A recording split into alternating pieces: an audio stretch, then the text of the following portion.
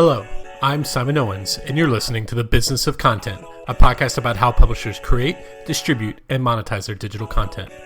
For this week's episode, I interviewed an entrepreneurial journalist who launched several successful local news sites around Washington, D.C. Arlington County, Virginia is a suburb of D.C.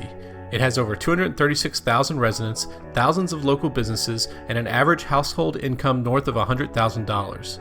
With those sorts of attributes, you'd think it would have a vibrant daily newspaper, but instead its citizens mostly rely on the Washington Post Metro section and a few weekly newspapers to get their news.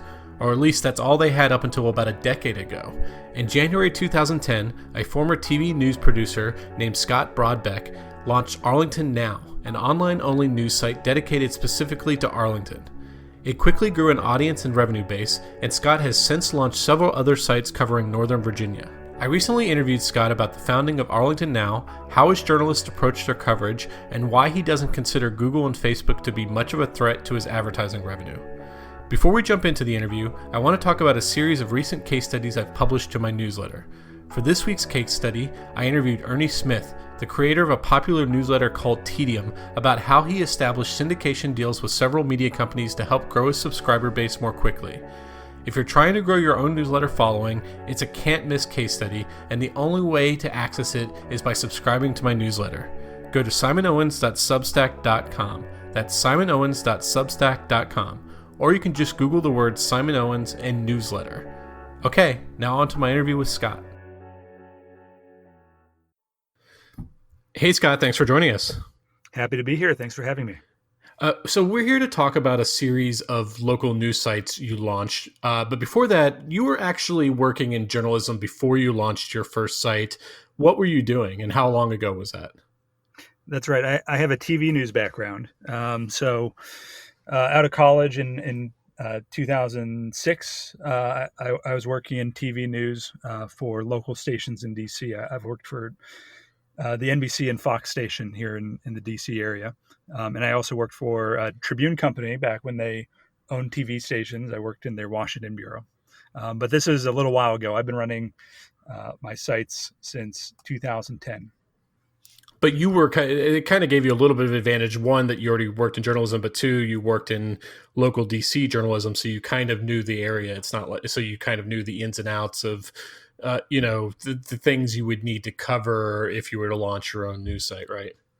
Yeah, and I think working in TV gives you a slightly different perspective than working, for instance, in print. A lot of other members of Lion, local independent online news publishers, of which I serve on the board, come from print backgrounds, and I think that kind of how you came up in news does affect a little bit your news judgment and how you cover things. So our sites, we'll cover traffic and weather, not traffic reports per se, but we'll cover major crashes in the area. We'll cover storm warnings. We'll cover breaking news in a way that's, I think, a little unique. It's a little more TV-like.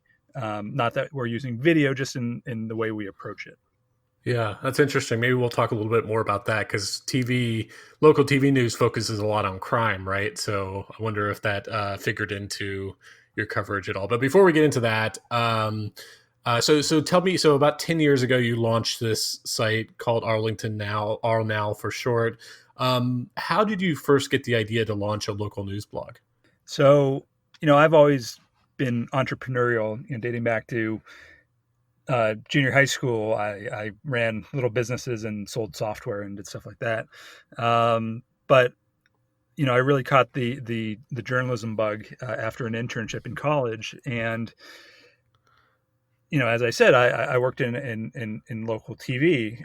But as I was working in local TV, I just sort of had this feeling that legacy media, whether it be TV or print, was fading, and I wanted to make sure that I would have a future in local journalism, and I ultimately decided to try to build that future myself. And so I left my job at NBC4, which I love. It's a great station, WRC here in DC. But I left it in 2009. Parallel to that, I started to get an MBA over at Georgetown, and after a couple months of deciding what to do next, I decided just to up and launch my own site. And that's what I did with a laptop, a police scanner, and a camera. And so you launched your first one in Arlington. And for listeners, let's put some context on that. Arlington is a suburb of DC. It's a pretty dense suburb. That's based in Virginia. I think it has over 200,000 people in it. So there's a pretty big population. One thing that's always struck me as a media geek is that Arlington it's a pretty huge, densely populated place but it doesn't have a daily newspaper. If it has more people living in it than Richmond. Do you feel like you maybe were able to exploit a kind of gap in the market there by launching your first local news blog in Arlington? Yeah, I definitely think that Arlington is a very attractive market to be in. And I was very fortunate to happen to live there and to happen to see the need for better coverage of the entire county. When I launched the site, there were two weekly newspapers that were the main sources of coverage in Arlington. There was also sort of fly-in coverage from the TV stations and the Washington Post and some other outlets. But when I launched the site, everybody thought, my friends thought Arlington was boring because they never heard of anything going on there. And what I had the feeling of was that there was actually a lot going on here, of relevance to both people younger and older, and people who lived in the metro corridors and in the single home neighborhoods. The weekly papers, those are sent for free to homes of certain census tracts that are very attractive to advertisers. But if you don't live in the right neighborhood, if you live in an apartment building on the metro, you are probably not getting it. And so I saw that as very much a market opportunity. I launched the site not knowing if anybody was going to read it or whether I had no business model at all. But what we ended up doing was, per my intuition, we did start attracting an audience. In fact, a much larger audience than I thought possible. And with that larger audience came interest from advertisers who would reach out to me. I'd like to say that, having an MBA made me maybe a great, gave me great business strategy going into this. Yeah. That's not the case at all. I had no plan whatsoever other than I want to report the news and get an audience. Yeah, it makes me wonder, how many other huge populations are out there that are kind of underserved news markets. Because when you think of this term news deserts, you think of this like rural place that maybe only have a few thousand people, and because it's not densely populated enough, it wasn't able to sustain a local newspaper or print newspaper. But I mean, the fact that like a population that large could be only served by some small weekly newspapers is striking, and it makes you wonder what else is out there that some entrepreneur like you could really kind of exploit that weakness or that opening in the market. So can you talk a little bit about the early days of the site? Was it just you? And obviously if it was just you were probably limited in what you could cover in the early days. So where did you prioritize the coverage in the site's early days, like 10 years ago? I wanted to cover everything of import in Arlington in one way or another. Now, when you start cold on a local beat, it takes a while to build up local knowledge. So I started out covering things that were probably more on the shallow end. There were some big snowstorms when I started out. We'd cover things from the crime reports. If there was a fire, I'd go to that fire. Eventually, we started getting tips. We started doing more in-depth county government coverage. As I learned the beat, the goal was to cover, as I said, everything of import happening in Arlington that someone would want to know about. And where we weren't covering it ourselves, we were linking out to the other news sources that might have been covering it. That was a philosophy going forward. I launched the site around the time when my friend and advisor Jim Brady was launching something called TBD.com at Channel 7, which is based in Roslyn in Arlington. And I think he had some really excellent philosophies in that venture. It didn't end up working out, but one of the things that he did was say, we don't need to cover every single story in this area. We can link out to others. We can link to local bloggers. We can link to other news outlets that are doing good coverage. And that's very much a philosophy that I subscribe to this day. We were the first partner of TBD, proudly. Even now, I think it was, even though it didn't work out, I think it was, very forward thinking and a very cool venture that wasn't given enough time to really show itself. Yeah, I mean they shut that thing down very quickly before it had any kind of runway whatsoever. So how did people start first discovering your site? Like, was it just kind of like a slow, steady thing, or did all of a sudden you just see this explosion in traffic? Well, we did slowly build a social media audience. Twitter and Facebook were the main outlets there, and we'd get retweets, and people would see what we were doing and would follow us. I'd say a fair amount of our growth was actually thanks to Google. And what I saw was that when we covered a story that was important to a lot of people but wasn't being covered by anybody else, we would get Google traffic of people just Googling, like, fire on North Harrison Street, Yeah. and they would find our site and they would either bookmark it. This was 2010. This was still, in the blogging heyday where people bookmark sites or followed it on RSS. And yeah, we built the audience just by breaking news and doing solid local coverage that people wanted and found and wanted to follow. Yeah, I've interviewed a lot of local news entrepreneurs over the years, and that's almost always what they say. And I think it's just because there's not a lot of competition for high quality, in terms of like high quality local information. So people are just naturally Googling things that are local to them. And because there might be only one or two local news sources, it's not like a national publication or some big, large topic like fitness or health or something where you're competing with literally thousands of other sites. You might be competing with one other site or no other sites. So you can like, even if you're relatively new in the market, if you're covering things that nobody else is covering, you can start attracting a lot of notice and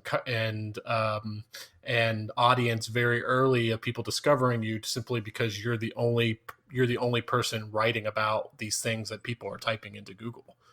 Yeah, and I think even to this day, while it's a little harder to gain an audience right now because there's more reliance on social media among readers, in my experience, it's taken a little longer to build audiences as a result. Even to this day, I don't think that it varies by market, but I don't think that a lot of the legacy local news publications, as much as we might be concerned about their fate, I don't think they're necessarily doing the best job that could be done covering their communities. I think that there is still opportunity to do really audience focused coverage. What is it that people in the area really care about, and it's not always just the quote unquote big stories that you might see on the front of a newspaper. Sometimes it's small community level, street level stuff that gets ignored, and maybe it gets some traction on Nextdoor or other email listservs. And if you as a reporter can go in and really uncover the facts and dig up more, there's a lot of value there. So I think even to this day there's opportunity for lion type sites to come in, even when there are legacy players and other competition, to provide a unique kind of local coverage that is aimed at the entire community at a very local level, and not just some of the high level kind of coverage you see from legacy outlets. How did the depth of your coverage grow over time? Like, how much? I think you have like two reporters for the Arlington Now site. How much are your reporters calling up sources or going to events in person to cover them now? Sure. So right now, we have we have four sites that we own and operate. We have Arlington. We have North. We'll get into the expansion a little bit. I'm just talking about the Arlington one for now. So I'll definitely, yeah. Sure. So I'd be happy to expound on our staffing, but right now yeah. it's primarily myself and another reporter Uh-huh. doing the Arlington site, and it varies by story of what level of digging we're doing. Is it just online? Is it just are we calling multiple people? It, I don't think that there is a blanket uh, formula for how you have to cover a story. I think it varies by the type of story and what's all involved. So yeah, we certainly are doing lots of original coverage. If anybody who's really paying attention will know that we scoop everybody in town 95% of the time.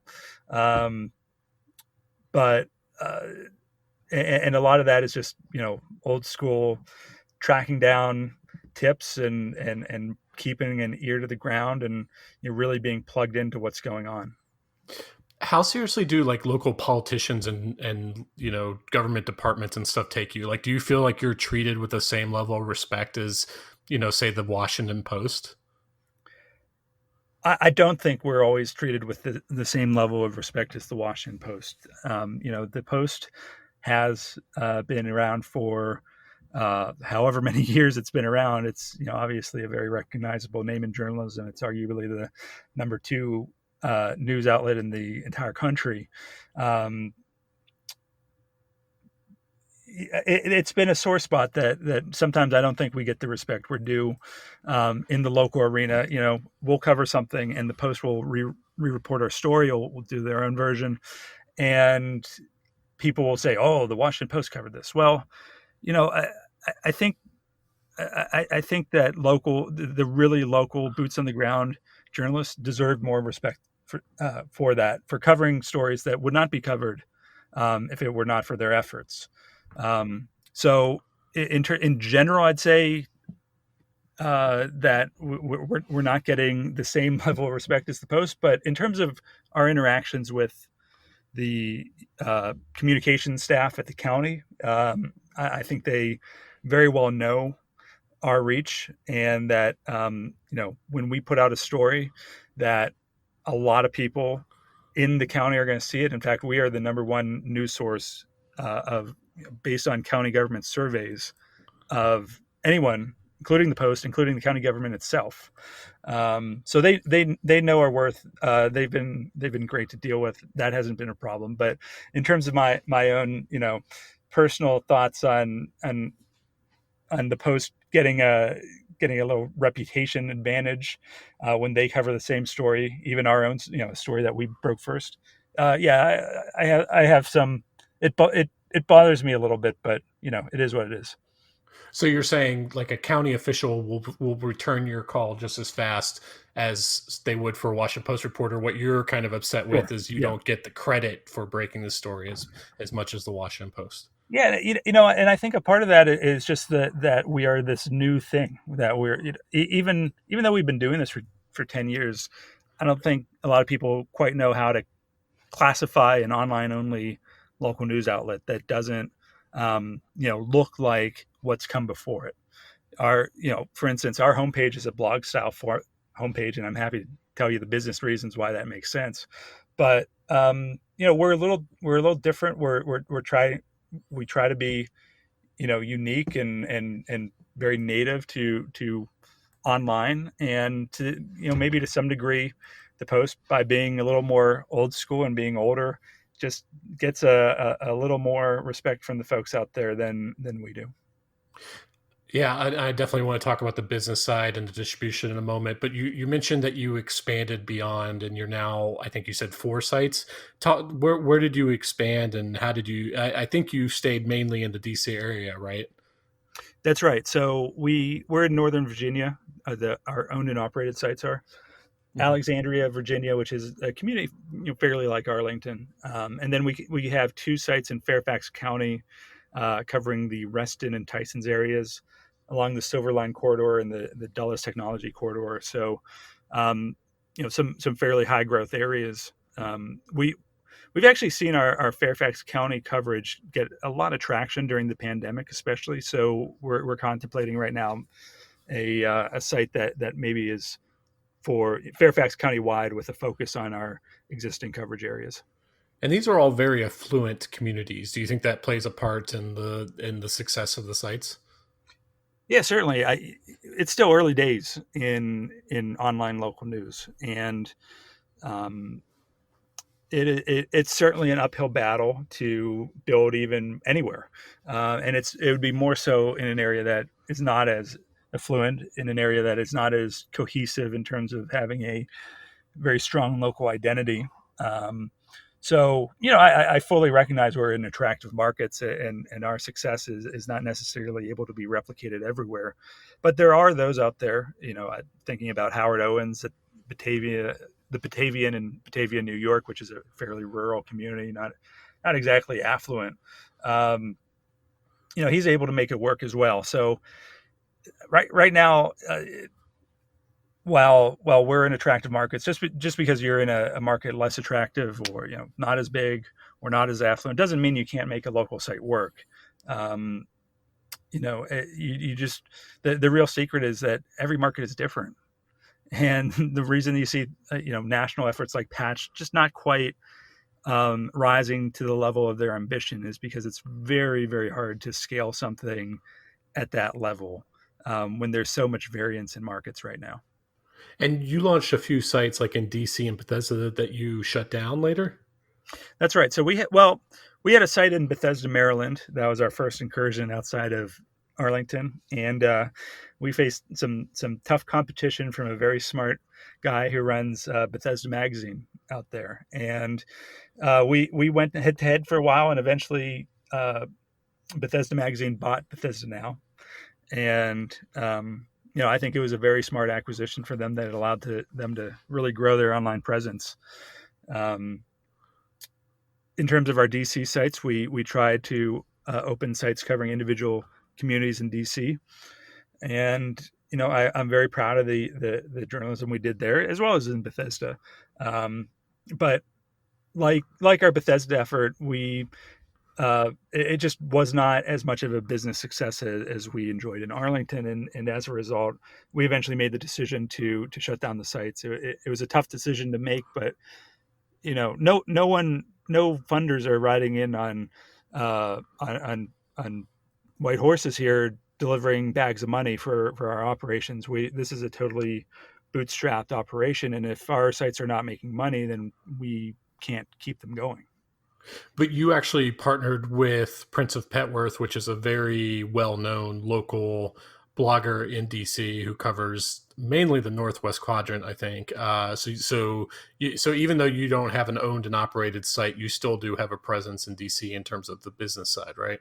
Well, they say if you can't beat them, join them, and Dan was very tough to scoop. He just has an amazing pulse of the neighborhoods he covers, and a huge following. And so, as we made the decision to close down the sites, I had been in touch with Dan, and we explored the possibility of working together. And ultimately, a couple years ago, we made it happen. And so we run the advertising and the technology side for him, and it's been I think a great arrangement for all sides.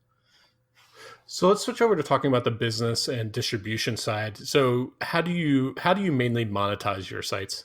Primarily through advertising.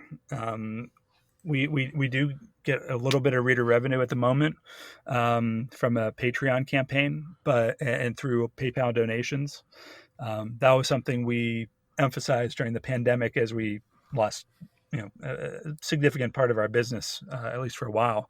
Um, and but advertising is it. We don't have a paywall.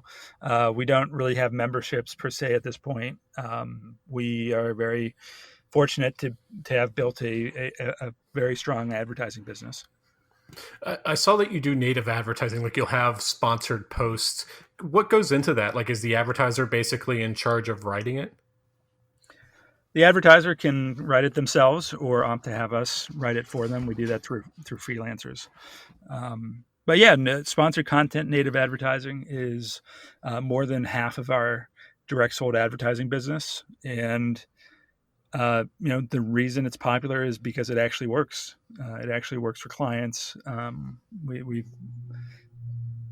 our clients have had, some really significant success, um, because when it's at its best, it's providing useful information to readers in a format where they know it's an ad, but they don't care because they're getting useful, things that are relevant to them, whether it be lists of open houses in the area or um, we have a beer columnist who's very popular, uh, run by a local beer and wine store. And yeah, so I think that sponsored content, when really done thoughtfully and in partnership with local advertisers rather than um, kind of arm's length, just taking in um, whatever they write and publishing it, I think is a great monetization method for local news online.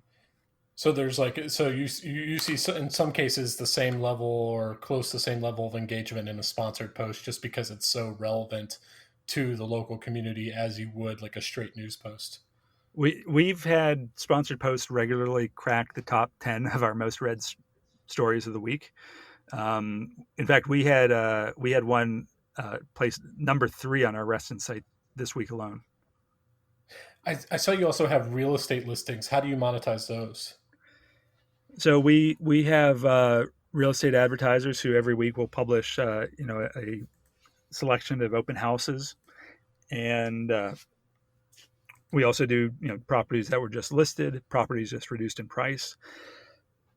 Local real estate for a lot of people is sort of a spectator sport in a community, and Yeah, they so love just perusing, seeing what's on, seeing what's yeah, available, what it costs, all that kind of stuff. so people actually read those and use them, and they'll click the links and take a look at the photos.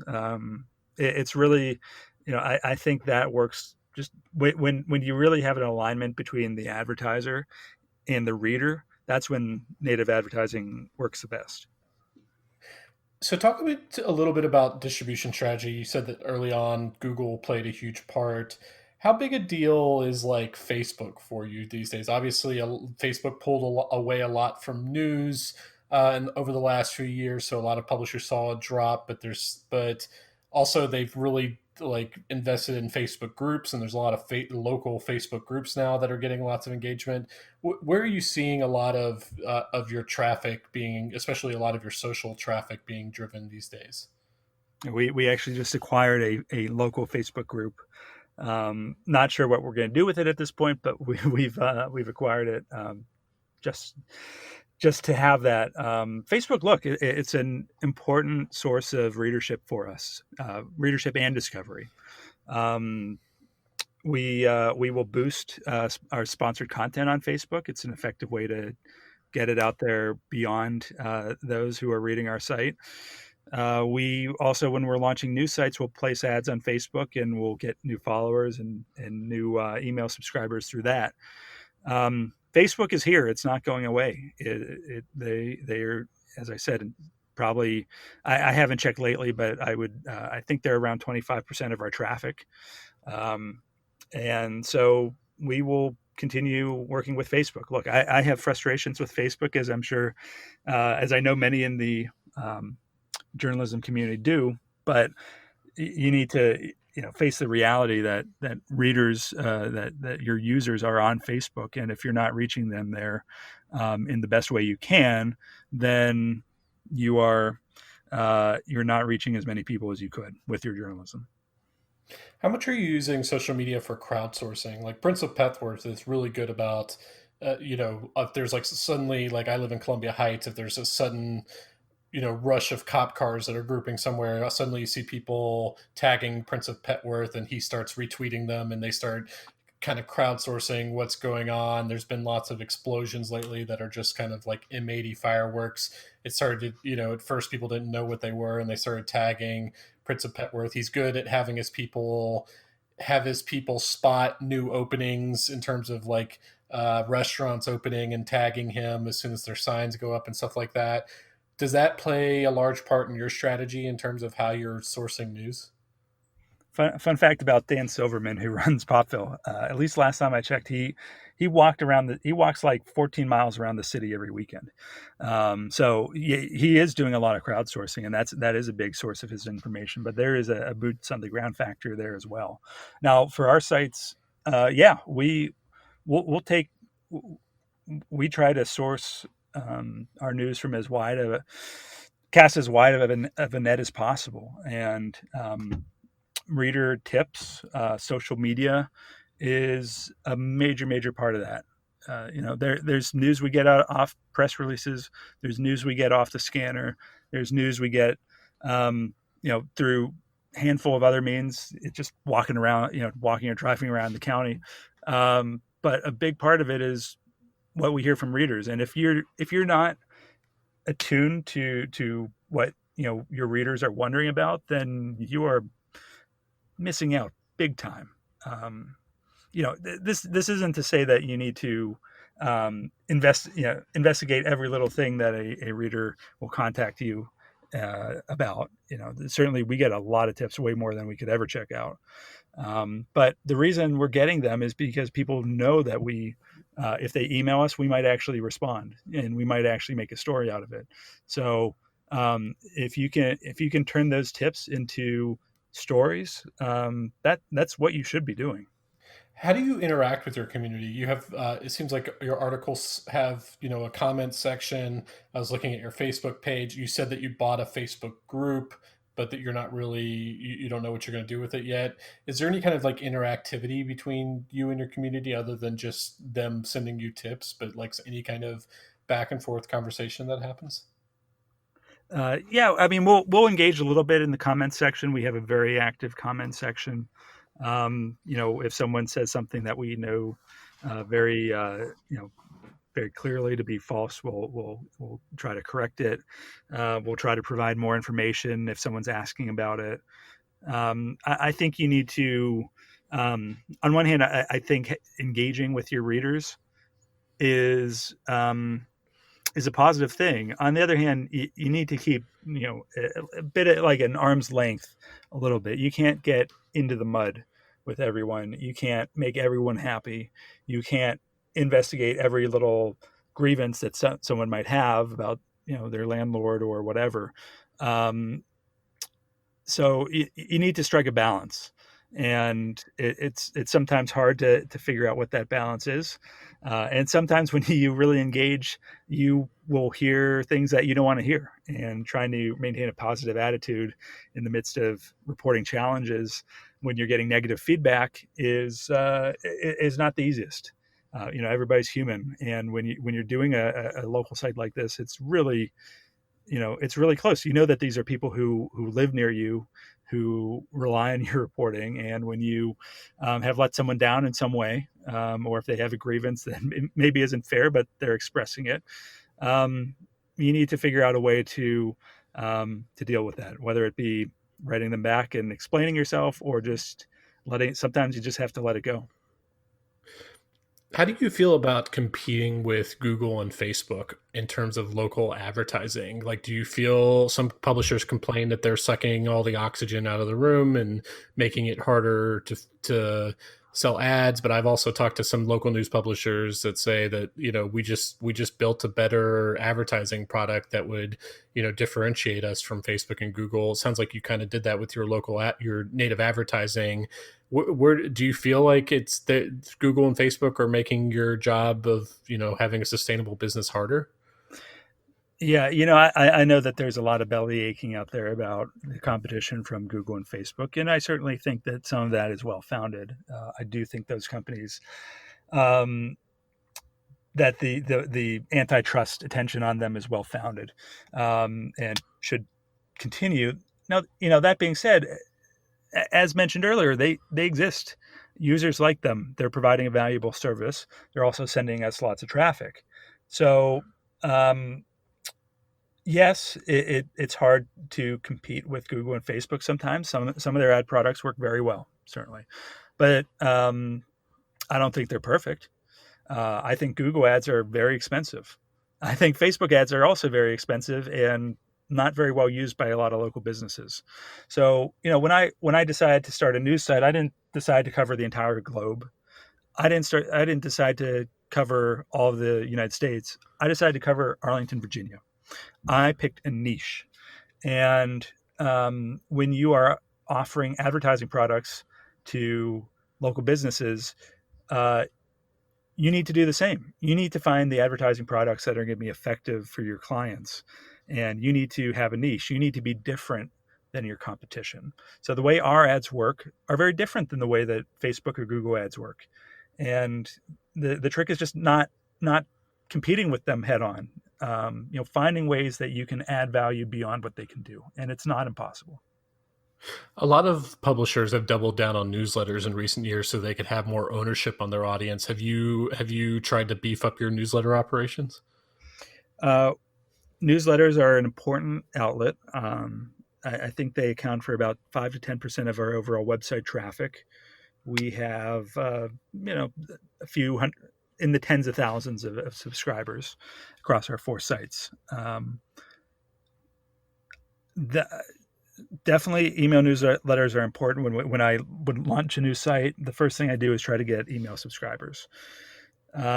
We are going to be trying to do more with email. We're likely to start launching some.